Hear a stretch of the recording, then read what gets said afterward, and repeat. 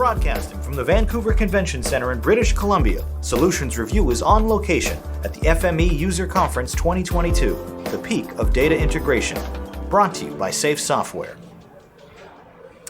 We are here in Vancouver, British Columbia at the FME User Conference 2022, and we are joined by a couple of folks from Terra, Iria, Costas, Vázquez, Yes. data integration consultant, and Benjamin Quest, partner manager. Thanks for being here. Thank you. Thank you for the invitation. Well, we're excited to have you, and it's honestly great to be here in person Yes. rather than virtually. You've come a long way. We've come a long way, all the way to British Columbia to get a chance to talk face to face. So we're happy about that. And you're doing a lot of talking face to face with folks here at the conference, right? I understand that you both will be presenting some use cases. Before we get to those, and I do want to dig in on those because I think it's very interesting. Tell us a little bit about Terra in Germany and then ultimately Terra in Spain, because you're both working in different countries on FME projects with Terra. So tell me a little bit about what's going on in Germany. Yeah, in Germany, at Terra, we are partners of Safe Software, of course, and we are partners of Esri, and that's all the two technical pillars, let's say, to build our solutions on. And we have some market teams so our customers are from public administration, from government, from insurance, from telco, utilities. So we have a broad variety of branches that we work with. And you can say in every project that we start, we need the data to get into the solution, to be able to work with the data. So in every of those projects, we use FME. And that's what we do. We build solutions for our customers using FME to get the data in the solution and get them able to use those data. And so within those projects, is there a particular vertical? I mean, what we're seeing is it seems like utilities, governments. I mean, is that where you're finding traction? Yeah. Mostly? I would say mostly, and besides, we do like insurance companies, we do like telecommunications, which is utilities as well, or we also have nature environment, like forestry is also a branch. We have, several including teams. non-spatial. I understand you're presenting an example where there's non-spatial data involved, or not as much spatial data? We try to find non-spatial data projects as well. I mean, FME has the best support for spatial data, but also you can do all that normal non-spatial data that's as well. What I think is so interesting is that clearly the advantage is with spatial data in terms of the competitive advantage.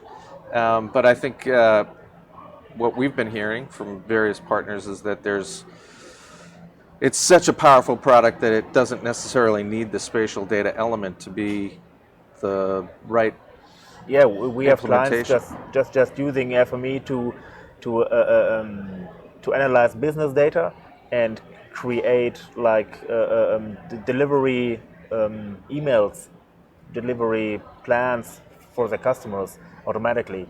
That's it. So there's no spatial in there at all. So it's just good, straightforward data integration. Yeah. So tell me more about what's going on in Spain. I know you're presenting a solution that you've been working on. Well, in Spain, we are more focused on spatial data. Sure. Mostly all of our customers, they just do spatial data. I mean, also they are from different kind of branches. We have a lot of regional governments, local governments, and so also some utilities, energy as well. So a bit of everything. But yes, mainly focus on spatial data and doing projects entirely with FME, also in order to integrate data. We would like also to open new opportunities towards non-spatial data, but something that eventually I guess it will come because people, they hear about FME and they just come to you. It's quite nice because I mean, once that they start hearing about, we need to integrate data, they check online and they found that FME is a good solution. So they come like knocking on your door, like, hey, can you go show me a little bit more, and so they will go on it. And about the project I will present, it's actually I haven't done it. It's from a customer that unfortunately they couldn't come here. So I got the chance of presenting. So it's also really nice. It's from a regional government, La Rioja. They are the oldest users of FME in Spain, I will say, and they do really innovative projects. And it's really a small team, but they do really a lot of stuff. And actually, a lot of their projects they have been presented here already in the FME and they come to almost all of the FME World Tours that we organize in Spain. They have been also mentioned. And different articles from SAFE. So And so, with regard to the spatial data element of that project, what are they using in terms of the data that they're bringing into that implementation? So the data that they are using is address data. Because this project specifically is about a geocoder that they have developed, and in order to find the proper direction, you need to localize it properly, and with FMA they can use it as a kind of data injector into another solution. So it works quite well, and it helps them quite a lot. So to have updated information, like every day they have updated information with that. And so you're obviously working on other projects as well. What are some of the other, where are you finding opportunities for Conterra? Good question. So governments, is it local administration, regional administration. Right. It's I would say it's like the core of our business right now. But yes, also like private sectors, they are also right. calling and saying, hey, we need to integrate data. So right.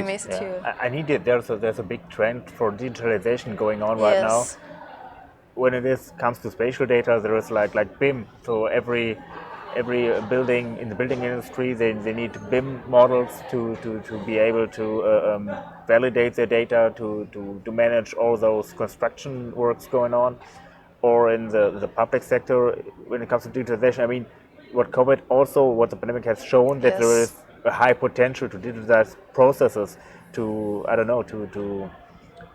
visualize numbers, or to put data together. We help in a project where they have like the data stored in Excel spreadsheets, and each one was completely different. So in order to put them together and be able to visualize them, they needed FME.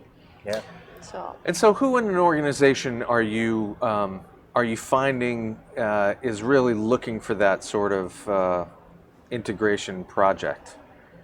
Is there are you talking to folks at a certain level or in a certain business unit? I mean, how are you, or a government unit? I mean, who is typically the person that you're engaging with? So I would guess we love to talk to the IT department, because they have all the overview about all those applications, all the data that is going around in those organizations, and they know where is the need for connecting data, for automating data flows within their organization, where they have struggling putting data into use. That's because and there's a budget. So that's why it's kind of key. Yeah. That's why we love to talk to them. Right. Yeah. And of course, I mean, the US departments and all the users, they are our coaches. They're pushing the use of FME within the organizations. Yeah, I will say that also quite often the technical users are the one that they hear about the product, and then they go to the boss and say, hey, I really need this tool. Yeah, right. So So I'm curious about that process. So you're typically at the beginning kind of engaging with those technical people, and then ultimately they after you've kind of proof of concept, created some sort of business case, they're kind of pushing a broader implementation further up within their organization, and then coming back and kind of growing out the project. Is that the typical path? I would guess. Yeah. Also, I think the FME community, there are so many FME users right now, right there, talking about the use and the benefits of FME that sometimes the clients say, okay, we have a problem, let's think at the first sight, think of FME, if we can solve it with FME. So there's also a big push of the community, promoting. We were talking to the FME evangelist, and the community story is really quite a strong one, and I think you guys are effectively part of that by doing your presentations as well. Is that what you would suggest people maybe tune into a little bit more? Do you encourage your clients to join the community and see what is happening among other users? Yeah. Yeah, I do also some FMA training, and I'm always like tell them, I always show them the FMA community, like, because there are lots of resources, and also, I mean, I say, okay, of course you can contact us directly, but I don't know, maybe if you're in a hurry, you can write here in the FMA community, and then somebody everywhere in the world they will reply you, or even also I really like the part of the ideas, because you can suggest an idea to improve the FME, and it will be taken into account. And also, it happened to me like a few months ago. A customer like asked me, yeah, I mean, do you know if this is implemented in this reader or something? And I just check it, and it was like, well, they are working on it. And then a few weeks later, I subscribed to the idea, and I got the answer like, hey, it's finally implemented. So I wrote to this customer and said, hey, you have it here. So she was quite happy. Well, that's what I've heard actually, is that they're very keyed into what the community is asking for. Yes. Particularly if there hasn't been a solution to the question or the problem. Yeah. And it sounds like the community is very robust. I mean, are you finding the same thing? Yeah, absolutely. I mean, look around. There are so many users here building the community. I mean, it's not only the community online, it's the community that talks at events, that is networking, that is changing ideas, experiences. Yeah. And because sometimes a lot of people are facing the same challenges, and one has a solution and he can just tell about it, and the other one can just apply those experiences that the other one got. So I asked this question of everybody. I'm gonna ask it of both of you. Iria, I'll go with you first. Okay. Put you on the spot. What advice, and it's not a hard question, but Okay. you have an answer.